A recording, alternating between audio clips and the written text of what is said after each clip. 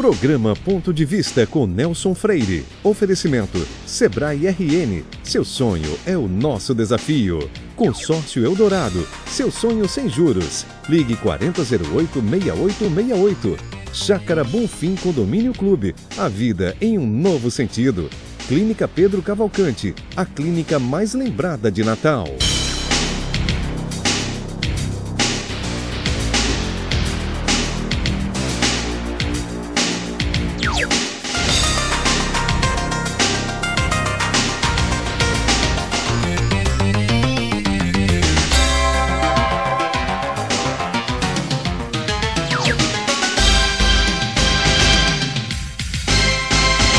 Há 2 programas atrás, o Ponto de Vista entrevistou o presidente do Aeroclube do Rio Grande do Norte, médico Fábio Macedo.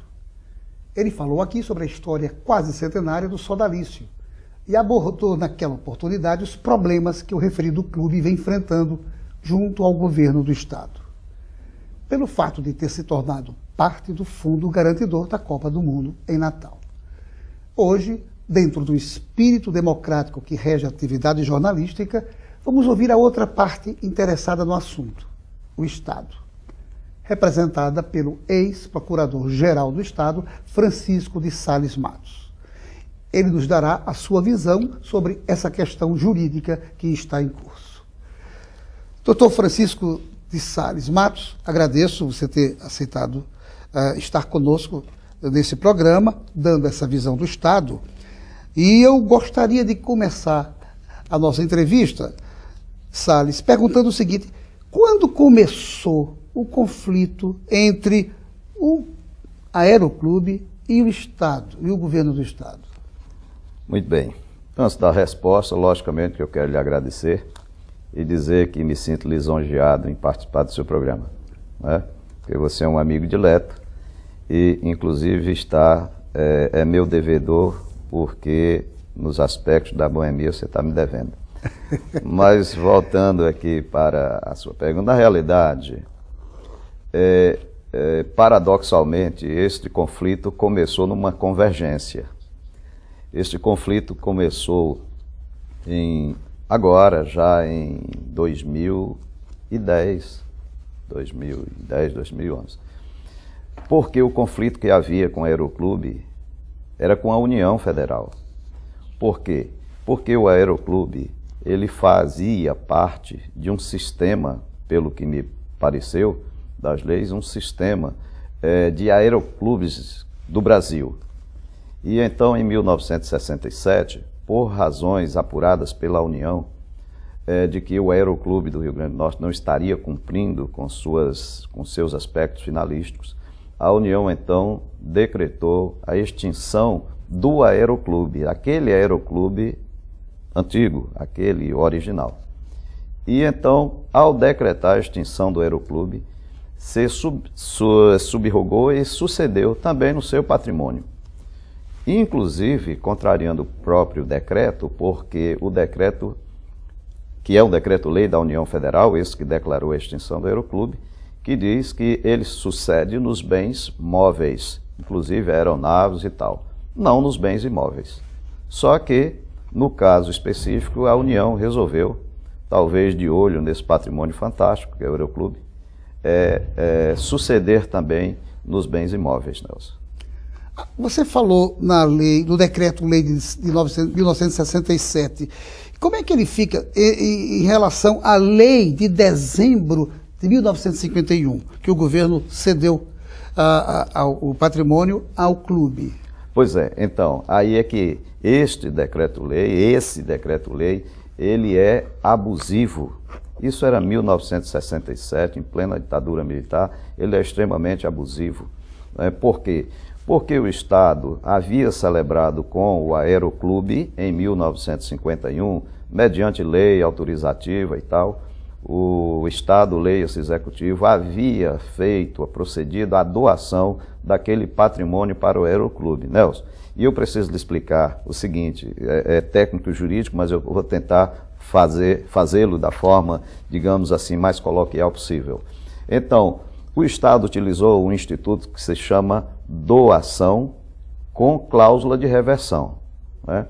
é um dos raros momentos no direito brasileiro em que, quando a pessoa aliena uma propriedade, há a possibilidade de esta propriedade retornar ao dono anterior.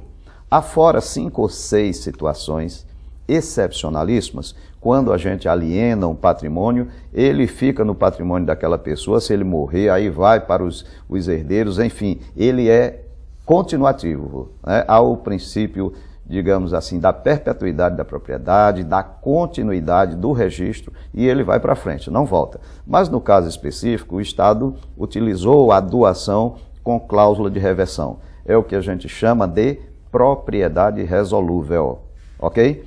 Então, isso significa dizer que se o aero viesse a ser extinto ou desviasse os seus aspectos finalísticos, o Estado poderia fazer reverter aquela propriedade ao seu patrimônio. Então, feito isto, com a União declarando a extinção do aeroclube, inclusive por desvios de finalidade, o patrimônio deveria retornar ao Estado do Rio Grande do Norte. E isto ocorreu, essa extinção do aeroclube ocorreu por via sentença de um juiz federal aqui do Rio Grande do Norte em 1972. Mas como o Estado, naquela época, não tinha procuradoria, aliás, tinha desde 1970 que o Estado já havia instituído a sua procuradoria, mas de fato, a procuradoria estava no início, não tinha percepção de nada, não atuava, quer dizer, era uma coisa de informação. Então, o Estado não tomou conhecimento disto e a União, então, em 1974, se não me engano, registrou o aeroclube no seu patrimônio. Não é? E aí nós ficamos sem saber, quer dizer, a procuradoria, né? Até que em 1994, eu assumindo o cargo de procurador, eu já conhecia bem toda essa questão patrimonial e fundiária do Estado, e agrária também, né?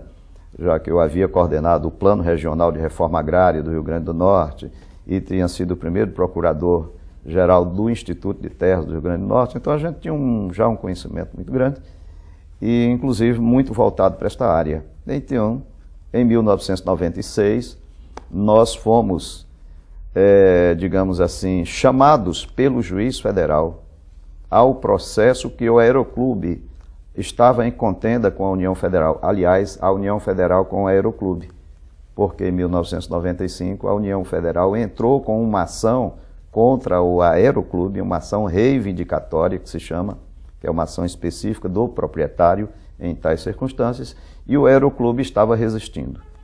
Vendo o aeroclube que não ia obter nenhum sucesso, porque não tinha nenhuma razão, e sendo o seu advogado, o então Dr. Raimundo Bevenuto, grande advogado, ele houve por bem, o defensor Dr. Raimundo Bevenuto, suscitar ao juiz que chamasse o Estado do Rio Grande do Norte. Por quê? Porque se aquele bem retornasse e fosse para alguma entidade, teria que ir para o Estado, porque tratava-se de propriedade resolúvel e não para a União. E isso aí, aconteceu em que ano, o retorno para o Estado? Não, aí em 1996, tomando conhecimento disto, eu fui à Justiça Federal, olhei, verifiquei o processo, avaliei, e numa mesma tarde eu conversei com o juiz e disse que ia habilitar o Estado do Rio Grande do Norte no processo.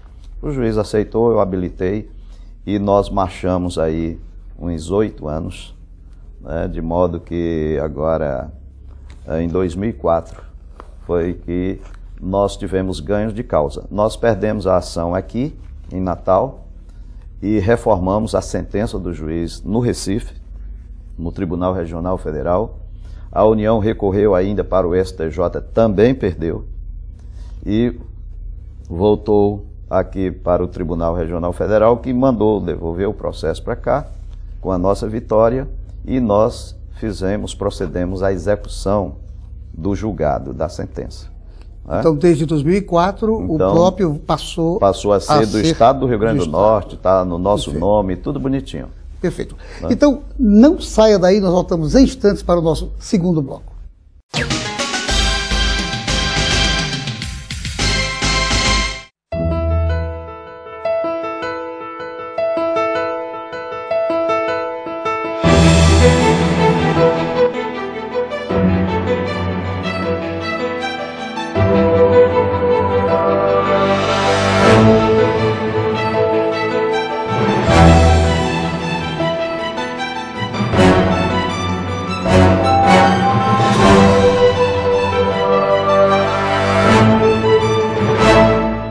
Seu papel é estudar. O nosso é tornar possível seus estudos. Seu papel é dirigir com responsabilidade. O nosso é tornar possível o seu carro. Seu papel é decidir viver junto para sempre. O nosso é tornar possível o futuro de vocês dois. Seu papel é amar seus filhos. O nosso é tornar possível o lar da sua família. Consórcio Eldorado. Há 30 anos, o nosso papel é tornar possível. Um lugar como esse é perfeito. O que querer mais da vida? Charme, infraestrutura, localização, conforto e os amigos na vizinhança.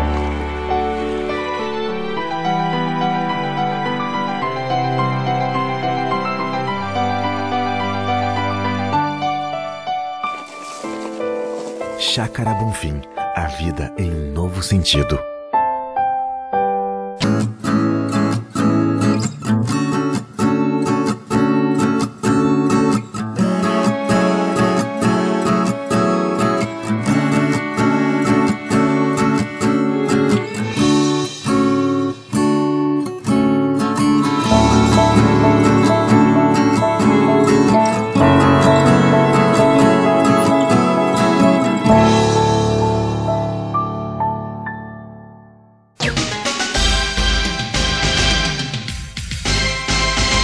Esta semana, o seminário Motores do Desenvolvimento homenageia os 65 anos do Sistema Fé Comércio no Rio Grande do Norte. O tema abordado não poderia ser mais objetivo: comércio, serviços e turismo, os desafios dos pilares da economia potiguar. Parabéns ao presidente Marcelo Queiroz e a todos os membros da nossa federação. A cachaça Samanaú, genuinamente potiguar, quer brilhar ainda mais no período da Copa do Mundo em Natal. E vai fazer um belo gol de placa com seu kit especial Samanaú, Cachaça do Brasil, e a novíssima cachaça Cibaúma. Saiba mais com o distribuidor Samanaú ou a Samanaú Varejo. E voltamos à nossa entrevista com o procurador Francisco de Sales Matos. Sales, você havia falado exatamente, chegamos no final do primeiro bloco, em 2004, quando o Estado retomou a posse. A pergunta que eu quero lhe fazer é o seguinte: a partir daquele momento de 2004, como ficou o relacionamento entre o governo do Estado e o clube, o Aeroclube de Natal? Muito bem. Como eu havia dito, nós estávamos num processo de convergência, mesmo porque foi o Aeroclube que suscitou a participação do Estado no processo, para integrar a LIDE naquele processo. Bom, então em 2006 nós tínhamos que executar, nós estávamos com uma decisão judicial e tínhamos que executar. Neste momento o presidente era o comandante Marconi, e a essas alturas eu era o procurador-geral, eu comecei em março de 2006, e o comandante Marconi já era o comandante da polícia. Então o comandante fez algumas injunções e tal, para que a gente não reavesse a posse naquele momento, porque tinha um trabalho que estava em curso. E aí ele levou o caso para a governadora, eu sugeri, então você converse com os escalões aí, que tem decisórios, não é comigo, porque comigo é para executar, né? Eu estou aqui é para isso. E ele foi, conversou, a governadora me chamou e eu disse: governadora, se a senhora entende que é a conveniência e a oportunidade, a gente pode fazer uma sessão. E chamei Marconi, ele queria que nós fizéssemos uma sessão por 15 anos, eu disse: não, nós precisamos testar se você vai dar conta do recado direitinho. Então nós vamos fazer uma sessão por 5 anos. E a sessão de uso, Nelson, ela é um instrumento precário, né? Ela é dos mais precários que tem. Ele não eleva sequer ao sessionário a condição de possuidor, né? Ele é, na realidade, em direito, o que a gente chama de detentor. Detentor é aquele que exerce a posse em nome alheio, tá? Que está na posse de outra pessoa, mas exercendo sobre as suas conveniências, ordens e oportunidades. O que aconteceu 5 anos depois, quando exauriu esse prazo acordado entre clube e governo? Pois bem, antes mesmo de exaurir o prazo, não é, o Estado publicou, editou uma lei e publicou lá no anexo vários imóveis como integrantes do Fundo Garantidor. Aliás, a lei é autorizando o governo a colocar esses imóveis no Fundo Garantidor. O que o governo não fez, até o presente, não fez. O que a negociação para as garantias, né, do crédito que foi havido pelo Estado para a questão da construção do estádio e tal, isso está apenas ainda na questão dos royalties. Então não chegou nos terrenos. Não havia nenhum motivo para que o Aeroclube, né, viesse afrontar o Estado do modo, digamos assim, audacioso e violento, como fez. Porque nós estávamos tudo bem, as coisas iam caminhando tudo bem. Então o Aeroclube, eu falei até que numa reunião, né, que eu fiquei muito decepcionado, porque eles nos apunhalaram pelas costas, como eu disse. Porque não estava tudo bem, então o Aeroclube entrou com uma petição lá na Justiça Federal. Ele aforou esta petição pedindo ao juiz que desarquivasse um processo que já estava desde 2004, então 6 anos depois, já estava arquivado, transitado em julgado. O Aeroclube não fez nenhuma resistência com o Estado, muito pelo contrário, nos procurou para fazer uma convergência, para um acordo, uma sessão, né? E então entrou dizendo que estava tudo errado, aquilo que a Justiça, que o próprio juiz federal e o Tribunal Regional Federal e o Superior Tribunal de Justiça tinham feito, dizendo que estava tudo errado e tal, e criou uma história realmente muito bonita, e o juiz de afogadilho, talvez a gente sabe como é que é a vida de um juiz aí na Justiça Federal, então, sem ouvir o Estado, o juiz acolheu essa petição do Aeroclube, e aí, amigo, nós sentimos que havia, na realidade, a coisa se encaminhando para um fenômeno jurídico que a gente chama de esbulho. Esbulho é aquela forma de você assaltar violentamente a posse de uma outra pessoa. Salles, me diga uma coisa, nesse processo todo que a gente observa, estará faltando, ou faltou no passado, estará talvez faltando na atualidade, diálogo entre as partes, entre clube e governo do Estado, através da própria Procuradoria-Geral do Estado? Veja bem, da nossa parte não. O que está sobrando, inclusive, são algumas atitudes, digamos assim, desmedidas do Aeroclube. Nós, realmente, agora já na gestão do Procurador-Geral Miguel Josino, o Aeroclube nos pediu uma audiência e o Procurador-Geral concedeu. Lamentavelmente não pôde participar e eu conduzi, né? E, assim, o que eu havia dito para eles é o seguinte: a única coisa que nós havíamos colocado lá no termo de cessão, aquele que a gente celebrou, dando essa posse precária para o Aeroclube, é de que o Estado poderia utilizar aquele parque esportivo lá do Aeroclube para a prática de esporte, sobretudo dos servidores do Estado, mas sobretudo os da educação.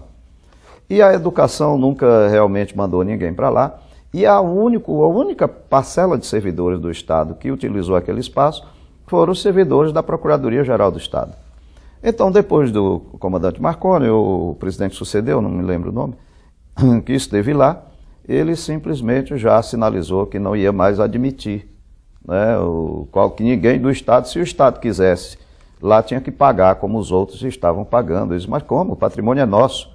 Ele disse, não, o patrimônio é dos nossos associados. Eu disse, nesse nível nós não podemos conversar. E, na verdade, o presidente atual cortou tudo, não deixou mais que nenhum servidor do Estado jogasse lá, só se pagasse. E isso ele me disse pessoalmente. E eu digo, olha, então o senhor acaba de efetivar, de dar definitivamente a um esbulho possessório. E nós vamos tomar as medidas cabíveis. Procuramos reverter tudo, foram, Nelson, mais 2 anos de batalha ferrenha para que nós reavêssemos a propriedade, porque o juiz, nessa petição, que não foi uma ação, não foi nada, o Aeroclube não tinha legitimidade, porque o acórdão do Tribunal Regional Federal da 5ª Região disse que o Aeroclube não era legítimo para estar naquela ação originária, né, a ação reivindicatória. Então, e por isso uma das razões, porque o próprio Aeroclube nos chamou para dentro do processo, então como eles não eram legítimos, eles não poderiam acionar a justiça novamente. A gente volta a falar, não saia daí, nós voltamos em instantes para o terceiro bloco.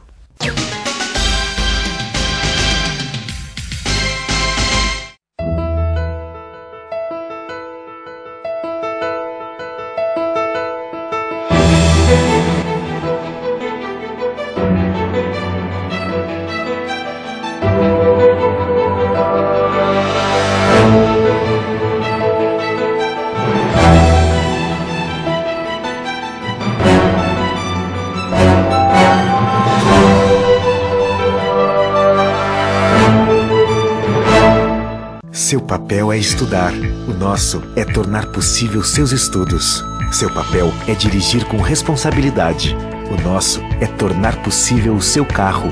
Seu papel é decidir viver junto para sempre, o nosso é tornar possível o futuro de vocês dois. Seu papel é amar seus filhos, o nosso é tornar possível o lar da sua família.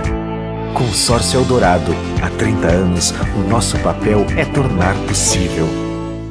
Mantenha-se bem informado sobre política, economia, gestão, artes, esportes e estilo de vida, acessando diariamente o blog Ponto de Vista, blog.devista.com.br, o blog do seu dia a dia. Um lugar como esse é perfeito. O que querer mais da vida? Charme, infraestrutura, localização, conforto e os amigos na vizinhança.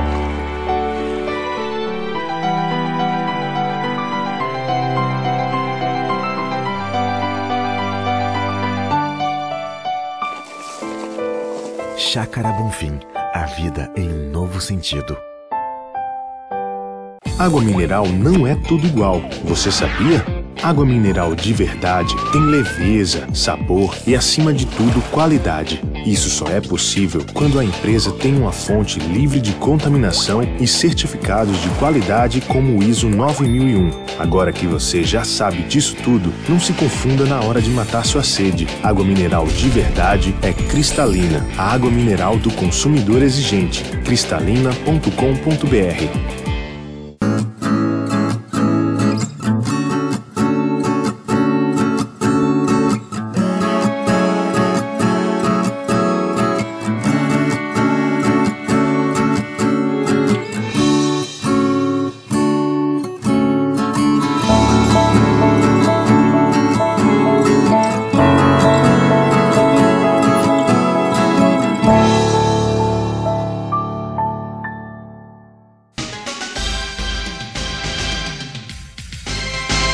A Unicred Natal é uma das cooperativas de crédito que mais evoluíram em todo o Brasil.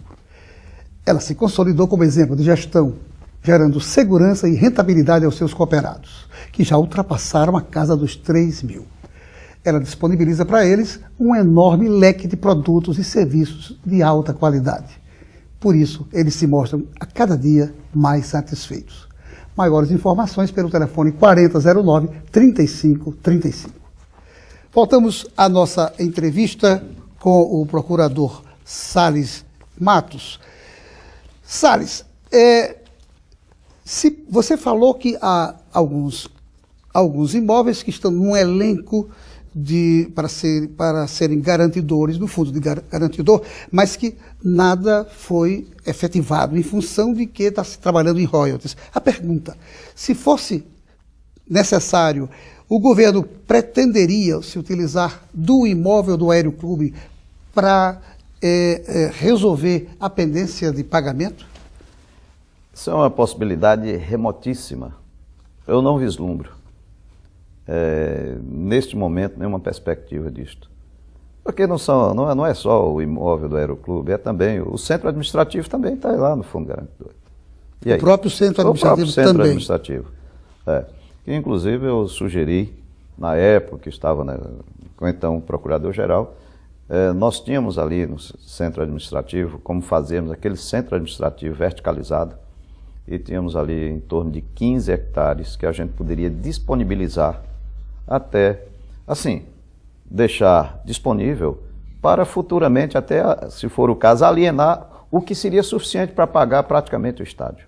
Por que não aconteceu dessa forma? Não aconteceu porque percalços políticos, mudança de governo, enfim, era a minha opinião, isso não deram muita atenção. Das mudanças políticas. Exatamente, atrapalhou e não me deram muita atenção, mas é assim mesmo. Mas a política é interessante, e você frisou no momento anterior que em 2006 houve necessidade de uma participação política para se resolver aquele impasse, porque foi em 2006 que foi feito um contrato de cessão entre o governo do Estado e o Aeroclube. A pergunta é a seguinte: será que não estaria na hora de se buscar esse apoio político para que, da mesma forma que aconteceu em 2006, agora em 2014, esse conflito possa ser administrado e que possa haver novamente um entendimento entre governo e Aeroclube e, quem sabe, um novo contrato de cessão? Bom, aí não é comigo, porque a minha parte é eminentemente jurídica, essa parte política não é minha. Quando eu fiz, naquele momento, é porque eu era procurador-geral do Estado, portanto eu era um secretário, digamos assim, em nível de secretário, vinculado diretamente à governadora. Hoje eu digo assim, eu sou procurador-peão, então o que eu faço é executar o que nós temos, o nosso dever.